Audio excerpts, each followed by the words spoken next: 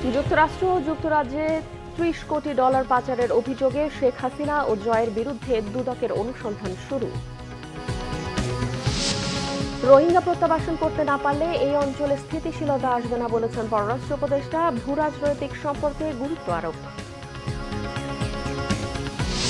১.৫ দশক পর দৈনিক আমার দেশ পেল পাঠক। জনগণের প্রত্যাশা পূরণের অঙ্গীকার, সংস্কারে গুরুত্বপূর্ণ ভূমিকা রাখবে আশা উপদেষ্টাদের। ঘন কুয়াশায় মুন্সিগঞ্জে ঢাকা মাওয়া এক্সপ্রেসওয়েতে 10টি যানবাহনের সংঘর্ষে একজন নিহত, আহত 10। চাঁদপুরে 2 লঞ্চের সংঘর্ষ। দেখছিলেন ক্রাউন সিমেন্ট সংবাদ শিরোনাম। এবারে বিস্তারিত। যুক্তরাষ্ট্র ও যুক্তরাজ্যে ৩০০ মিলিয়ন ডলার পাচারের অভিযোগে সাবেক প্রধানমন্ত্রী শেখ হাসিনা ও সজীব ওয়াজেদ জয়ের বিরুদ্ধে অনুসন্ধান শুরু করেছে দুর্নীতি দমন কমিশন। রবিবার দুদক সূত্রে এই তথ্য জানা গেছে। এর আগে 9 প্রকল্পে ৮০,০০০ কোটি টাকা অনিয়ম ও দুর্নীতির অভিযোগে সাবেক প্রধানমন্ত্রী শেখ হাসিনা, শেখ রেহানা, সজীব আহমেদ ওয়াজেদ এবং টিউলিপ সিদ্দিকির বিরুদ্ধে অনুসন্ধানের সিদ্ধান্ত নেয় দুর্নীতি দমন কমিশন। 17 ডিসেম্বর থেকে তাদের বিরুদ্ধে অনুসন্ধানের কাজ শুরু হয়। দুদক সূত্র জানিয়েছে, রূপপুর পারমাণবিক বিদ্যুৎ প্রকল্প, বিশেষ আশ্রয়ণ প্রকল্প, বেবজা সহ 9টি প্রকল্পে এসব অনিয়ম দুর্নীতি হয়েছে।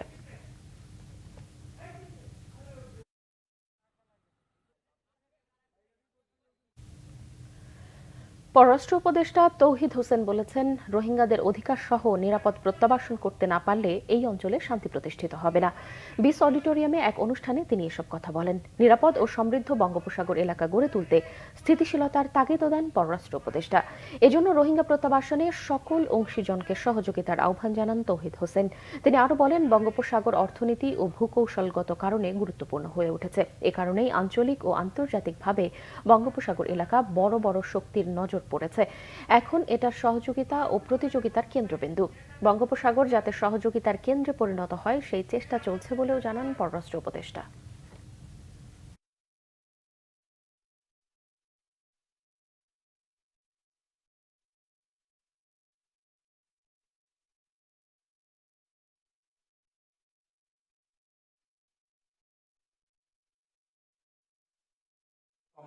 Please develop forcibly displaced from the Rakhine State under greater regional harmony and cooperation.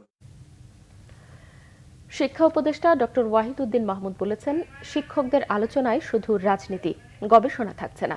গত 15 বছরে দলীয় লেজুর ভিত্তিতে শিক্ষক নিয়োগ দীর্ঘমেয়াদে বিশ্ববিদ্যালয়গুলোকে ভঙ্গুর করবে বলে আকাঙ্ক্ষা তার। রাজধানীতে বাংলাদেশ উচ্চ শিক্ষা সম্মেলনে উচ্চ শিক্ষা উপদেষ্টা আরও বলেন, উচ্চশিক্ষায় মানের অবনতি, অনিয়ম ও দুর্নীতির মধ্যেও অনেক শিক্ষকের গবেষণার মান আন্তর্জাতিক পর্যায়ের। বিদেশে উচ্চশিক্ষা নেয়ার পর দেশে ফিরে আসা বিপরীতমুখী ধারা তৈরি হয়েছে বলেও জানান শিক্ষা উপদেষ্টা। তবে ভালো মানের শিক্ষক অবকাঠামো না থাকায় জেলায় জেলায় থাকা বিশ্ববিদ্যালয়গুলোর স্বাভাবিক মৃত্যু হবে বলেও আকাঙ্ক্ষা করেন তিনি।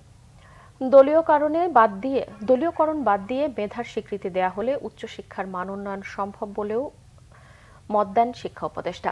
সম্মেলনে ছাত্র প্রতিনিধিরা উমামা ফাতেমা শিক্ষা বিষয়ক সংস্কার কমিশনের কেন গঠন করা হয়নি তা জানতে চান শিক্ষা উপদেষ্টার কাছে। বিশ্ববিদ্যালয়ের রিসার্চ ও ডেভেলপমেন্টে 50 কোটি টাকা যথেষ্ট নয় বলেও জানান তারা।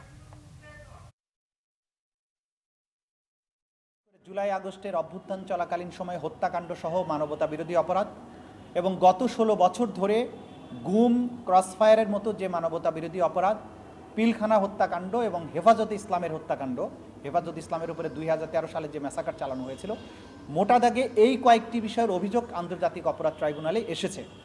সেগুলোর ভিত্তিতে তদন্ত চলমান আছে এবং আমরা বিশ্বাস করি যে এই তদন্ত, যেহেতু শেখ হাসিনা সহ তার ক্যাবিনেট এবং তার পুলিশ বাহিনী, বিভিন্ন বাহিনীর প্রধান সহ অনেকের বিরুদ্ধে মামলা চলমান আছে, সেজন্য প্রায়োরিটি ভিত্তিতে শেখ হাসিনার বিরুদ্ধে যে তদন্ত প্রক্রিয়া যেটা আছে সেটা খুব জোরে সোরে চলমান আছে। বেসামরিক বিমান পর্যটন ও ভূমি উপদেষ্টা এ এফ হাসান আরিফের মৃত্যুতে আনুষ্ঠানিকভাবে শোক প্রস্তাব গ্রহণ করেছে উপদেষ্টা পরিষদ। প্রধান উপদেষ্টার কার্যালয়ে অনুষ্ঠিত পরিষদের এক বিশেষ সভায় এই শোক প্রস্তাব গৃহীত হয়। বন, পরিবেশ ও জলবায়ু পরিবর্তন উপদেষ্টা সৈয়দা রিজওয়ানা হাসান সভায় শোক প্রস্তাব উপস্থাপন করলে তা সর্বসম্মতিক্রমে গৃহীত হয়। সভায় রিজওয়ানা হাসান জানান, আগামীকাল সকাল 10:30টায় মিরপুর শহীদ বুদ্ধিজীবী কবরস্থানে বীরশ্রেষ্ঠ সিপাহী হামিদুর রহমানের কবরের পাশে হাসান আরিফকে সমাহিত করা হবে। সভার শুরুতেই উপদেষ্টা হাসান আরিফের মৃত্যুতে 1 মিনিট নীরবতা পালন করা হয়। প্রধান উপদেষ্টা প্রফেসর মোহাম্মদ ইউনুস সহ অন্যান্য উপদেষ্টাগণ হাসান আরিফের স্মৃতিচারণ করেন। এ সময় প্রধান উপদেষ্টা বলেন, হাসান আরিফ ছিল শিশুর মতো সরল।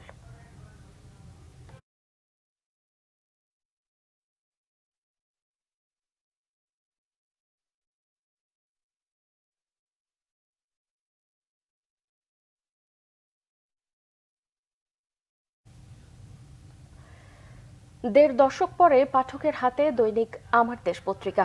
আওয়ামী সরকার 10 দিনের নাম করে পাঠক নন্দিত এই পত্রিকাটিকে ক্ষমতার শেষ দিন পর্যন্ত বন্ধ রাখে। দীর্ঘ বছর পর আমার দেশ হাতে পেয়ে উচ্ছ্বসিত পাঠক। দেশ সংস্কারে গুরুত্বপূর্ণ ভূমিকা রাখবে পত্রিকাটি, প্রত্যাশা উপদেষ্টাদের। রিপোর্ট ফররুখ বাবুর।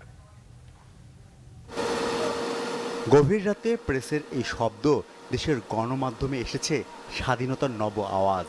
দীর্ঘ 1.5 দশক পরে নতুনভাবে আবারও যাত্রা শুরু করেছে দৈনিক আমার দেশ পত্রিকা। পূর্ব ঘোষণা অনুযায়ী পত্রিকাটি বাজারে আসার অপেক্ষায় ছিলেন পাঠকরা। হাতে পেতে তারা ছুটে যান পত্রিকা স্টলে। সত্য সংবাদ প্রকাশে আমার দেশ পূর্বের মতো ভূমিকা রাখবে এমন আশাবাদ তাদের। চাহিদা অনুযায়ী সরবরাহ করার অনুরোধ বিক্রেতাদের। আমার দেশ পত্রিকাটা বন্ধ ছিল, যে কারণেই হোক সেটা আবার খুলে দেওয়া হয়েছে, এটা আবার প্রকাশ হচ্ছে। এটা সব মানুষের জন্য একটা মঙ্গলের দিক। যেটা সত্য সেটা যেন সে তুলে ধরে এবং আমরা যেন সঠিক জিনিসটা জানতে পারি। প্রথম যখন ছিল আমরা অনেক বিক্রি করছি এবং জনপ্রিয় কাস্টমাররা অনেক ভালো পড়িয়া মজা পাইছে। এদিকে পত্রিকা প্রকাশ হবার পর আমার দেশ কার্যালয়ে ভিড় বাড়ে শুভানুধ্যায়ীদের। সেখানে উদ্বোধন হয় পত্রিকাটির অনলাইনের। শুভকামনা জানাতে আসেন অন্তর্বর্তী সরকারের 2 উপদেষ্টা। আমার দেশ নির্যাতিত মানুষের মুখপাত্র হিসাবে তার অবস্থান ধরে রাখবে। আমার দেশ সমস্ত অন্যায়, অবিচার এবং আগ্রাসনের বিরুদ্ধে সোচ্চার থাকবে। আমাদের যেন রিপোর্টিংয়ের দিক দিয়ে, শুধু ভিউজ না, রিপোর্টিং দিক দিয়েও যেন একটা অসাধারণ পত্রিকা হয়ে উঠে, এটাই কামনা করছি। আগের মতো আবারও ব্যতিক্রমী সব সংবাদ থাকবে বলে আশা রিপোর্টারদের। যারা শহীদ হয়ে এই ফেসিবাদকে পতন ঘটাতে সক্ষম হয়েছে তাদের প্রতি আমরা কৃতজ্ঞ। তাদের এই অবদানের, তাদের রক্তের বিনিময়ে আজকে রক্তের উপর দাঁড়িয়ে আমরা আজকে আমার দেশ পত্রিকা বের করছি। আমরা অনুসন্ধানী রিপোর্টের দিকে আমাদের বেশি নজর, সত্য তুলে ধরা আমাদের বেশি নজর। জনগণের প্রত্যাশাকে অগ্রাধিকার দেওয়ার পাশাপাশি মত প্রকাশে সরব হবার প্রত্যয় ব্যক্ত করেছেন পত্রিকাটির সম্পাদক মাহমুদুর রহমান। আমরা দেখতে পেয়েছি এতদিন বাংলাদেশের মিডিয়াতে একপাক্ষিক নিউজ, যেমন ধরুন তথাকথিত ইসলামী জঙ্গিবাদ। এই জঙ্গিবাদের যত গল্প আমরা দেখেছি বড় বড় পত্রিকায়, কোথাও ভিকটিমের কোনো বক্তব্য আমরা পাই নাই। সবগুলো হচ্ছে পুলিশ যেটা বলেছে, র্যাব যেটা বলেছে, সরকার যেটা বলেছে সেটারই একেবারে রিফ্লেকশন, সেটাই বলে দেওয়া হয়েছে। আমার দেশের কোনো নিউজে আপনারা এটা খুঁজে পাবেন না, এই গ্যারান্টি আমি দিলাম। 2004 সালে বাজারে আসে আমার দেশ।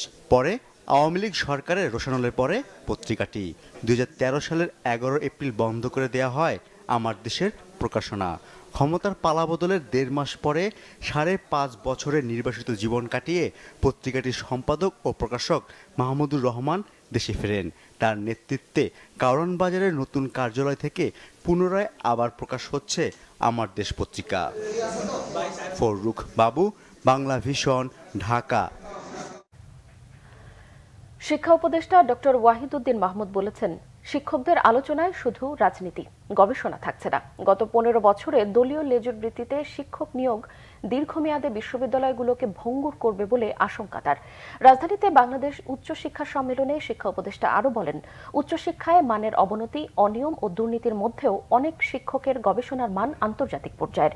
বিদেশে উচ্চশিক্ষা নেয়ার পর দেশে ফিরে আসা বিপরীতমুখী ধারা তৈরি হয়েছে বলেও জানান শিক্ষা উপদেষ্টা। তবে ভালো মানের শিক্ষক অবকাঠামো না থাকায় জেলায় জেলায় থাকা বিশ্ববিদ্যালয়গুলোর স্বাভাবিক মৃত্যু হবে বলেও আশঙ্কা করেন তিনি।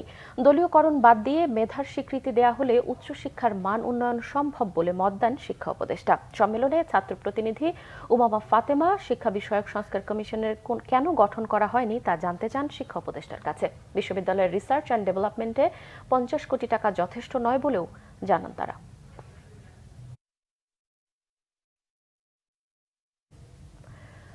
ঘন কুয়াশায় মুন্সিগঞ্জের শ্রীনগরে ঢাকা মাওয়া এক্সপ্রেসওয়েতে 4টি দুর্ঘটনায় 10টি যানবাহনের সংঘর্ষ হয়েছে। এতে 1 নিহত ও 10 জন আহত হয়েছে। রবিবার সকাল 8টা থেকে 8:30টার মধ্যে ঘন কুয়াশায় পথ পরিষ্কার দেখতে না পাওয়ায় এইসব দুর্ঘটনা ঘটে। পুলিশ জানায় 4টি স্থানে বাস, ট্রাক, প্রাইভেট কার ও পিকআপ ভ্যান ও কাভার্ড ভ্যান সহ 10টি গাড়ির মধ্যে সংঘর্ষ হয়। কোথাও একটি গাড়ির পেছনে আরেকটি গাড়ির ধাক্কা লাগে, আবার কোথাও রোড ডিভাইডারের সাথে ধাক্কা লেগেছে। ছনবাড়ি এলাকায় প্রথমে মাওয়ামুখী প্রাইভেট কারের পেছন থেকে ধাক্কা দেয় একটি মাইক্রোবাস। এ সময় 2টি গাড়িকে ধাক্কা দেয় একটি বাস। পেছনে বেশি গতি থাকায় কয়েকটি বাসও নিয়ন্ত্রণ হারায়। এসব ঘটনায় আহতদের বিভিন্ন হাসপাতালে ভর্তি করা হয়েছে। চিকিৎসাধীন অবস্থায় মৃত্যু হয় এক প্রাইভেট কার চালকের। এদিকে ঘন কুয়াশায় চাঁদপুরে ঢাকা বরিশালগামী 2টি লঞ্চের মধ্যে সংঘর্ষ হয়েছে, আহত হয়েছে কয়েকজন। পূর্বাঞ্চলে পুলিশ চেকপোস্টে প্রাইভেট কার চাপায় বুয়েটের শিক্ষার্থী মোহতাসিম মাসুদ নিহতের ঘটনায় 3 আসামির 2 দিনের রিমান্ড মঞ্জুর করেছে আদালত। সকালে নারায়ণগঞ্জের সিনিয়র জুডিশিয়াল ম্যাজিস্ট্রেট নূর মোহসিনের আদালত এই আদেশ দেন। এর আগে সকাল 10টার দিকে 3 আসামি প্রাইভেট কার চালক মবিন আল মামুন, তার 2 বন্ধু মিরাজুল করিম ও আসিফ চৌধুরীকে আদালতে হাজির করা হয়। 5 দিনের রিমান্ড আবেদন করে পুলিশ। শুনানি শেষে আদালত প্রত্যেকের 2 দিনের রিমান্ড মঞ্জুর করে। এদিকে ন্যায় বিচারের দাবিতে সকাল থেকেই জেলা আদালতে অবস্থান নেয় নিহত মোহতাসিম মাসুদের সহপাঠীরা। পরিকল্পিত হত্যাকাণ্ড দাবি করে ন্যায় বিচার প্রত্যাশা করেন তারা। গত 19 ডিসেম্বর মধ্যরাতে বেপরোয়া গতিতে আসা প্রাইভেট কার চাপায় নিহত হন মোটরসাইকেলে থাকা বুয়েট শিক্ষার্থী মোহতাসিম মাসুদ।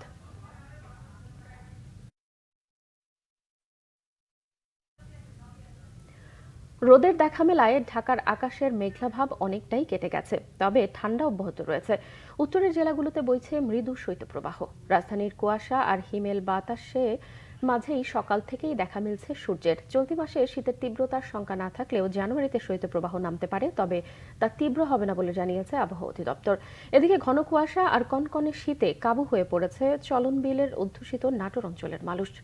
সকালে শীতের তীব্রতা থাকলেও বেলা বাড়ার সাথে সাথে কমছে শীতের দাপট। রাতে শীতের কাছে অসহায় হয়ে পড়ে মানুষজন। গরম কাপড় না থাকায় বিপাকে ছিন্নমূল ও নিম্ন আয়ের মানুষ। এদিকে গাইবান্ধায়ও শীতের তীব্রতা বেড়েই চলেছে। সকাল থেকে দুপুর পর্যন্ত সূর্যের দেখা মেলে না। শ্রমজীবী ও অফিসগামী সহ নিত্য দিনের গৃহস্থালী কাজে জড়িতরা দুর্ভোগের শিকার হচ্ছেন বেশি।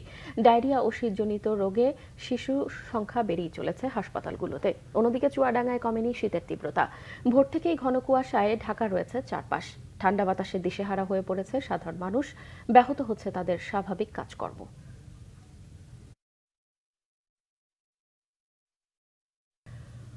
খননের কয়েক বছর না যেতেই আবারও ভরাট হয়ে গেছে সাতক্ষীরার প্রাণসায়রের খাল। ময়লার ভাগাড়ে পরিণত হয়েছে শহরের জলাবদ্ধতা নিরসনের একমাত্র চ্যানেলটি। খালের 2 ধারে ব্যবসায়ী ও স্থানীয়দের অসচেতনতায় খালটির এমন পরিণতি বলে দাবি সচেতন মহলের। তবে সম্প্রতি শহরের সৌন্দর্য বর্ধনে খালটি পরিষ্কারের উদ্যোগ নিয়েছে জেলা প্রশাসন। সাতক্ষীরা প্রতিনিধি আসাদুজ্জামান আসাদের রিপোর্ট। সাতক্ষীরা শহরের বুক চিরে বয়ে গেছে এই খালটি। নাম প্রাণসায়ের। 1850 সালে জমিদার প্রাণনাথ রায় চৌধুরী নদীপথে ব্যবসা বাণিজ্যের সুবিধা ও শহরের শ্রীবৃদ্ধির জন্য এই খালটি খনন করেন। কালের বিবর্তনে দখল, দূষণ আর অযত্ন অবহেলায় এখন খালটি পরিণত হয়েছে ময়লার ভাগাড়ে। সাতক্ষীরা শহরে একটাও ডাস্টবিন না থাকার কারণে সাতক্ষীরার এই প্রাণসায়ের খালটাকে সবাই বড় ডাস্টবিন হিসেবে ব্যবহার করে আসছে এতদিন। যত দ্রুত সম্ভব এই খাল যেন 2 পাশে পরিচ্ছন্ন করে পানি চলাচলের বন্দোবস্ত করা হয় এবং আমাদের সাতক্ষীরাবাসীর জীবন যেন সহজ সরল করার জন্য উন্মুক্ত করা হয়, এই দাবি প্রশাসনের কাছে। খাল ভরাটে যেসব ব্যক্তি বা প্রতিষ্ঠান জড়িত তাদেরকে জরিমানা ও সাজার আওতায় আনার দাবি স্থানীয়দের। যারা এই খালে ময়লা ফেলে, যারা খালটাকে ডাস্টবিন বানিয়েছে, তাদের জন্য আসলে তাদের বিরুদ্ধে প্রশাসন কোনো ব্যবস্থা নেয় না। যদি সেইভাবে কঠোর ব্যবস্থা নিত, কোনো জরিমানা বা জেল জরিমানা করতো, তাহলে অবশ্যই প্রাণসায়ের খালটা প্রাণ ফিরে পেত। কিছুদিন পরপরই দেখা যায় সেই জায়গাগুলো আবার ভরাট হয়ে যায়, আবার দখলদারির ভিতরে চলে যায়। এই খালকে যেন দূষিত করতে না পারে সেই ব্যবস্থা গ্রহণ করবে। প্রতি বছর কোনো না কোনো দিবস আসলে নামমাত্র খালটি পরিষ্কার করা হয়। এটি সচল থাকলে শহরের জলাবদ্ধতা দূর হবে আশা নাগরিক প্রতিনিধিদের। অনেকটা লোক দেখানো ভাবেই একটা অনুষ্ঠান করেন, এরপরে আবার যা তাই হয়ে যায়। এখানে খালের দুপাশেই অনেক ব্যবসা প্রতিষ্ঠান আছে, অনেক বাড়িঘরদর বা বসতি আছে।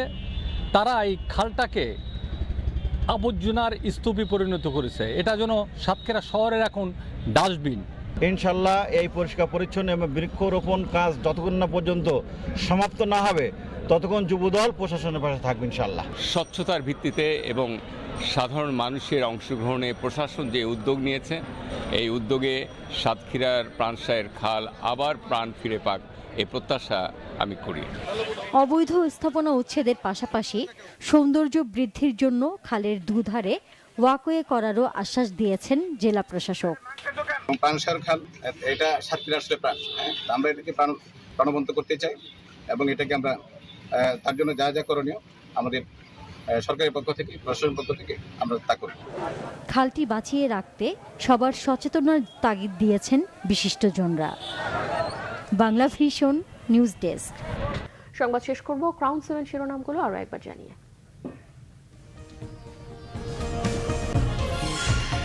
যুক্তরাষ্ট্র ও যুক্তরাজ্যে $30 কোটি পাচারের অভিযোগে শেখ হাসিনা ও জয়ের বিরুদ্ধে দুদকের অনুসন্ধান শুরু।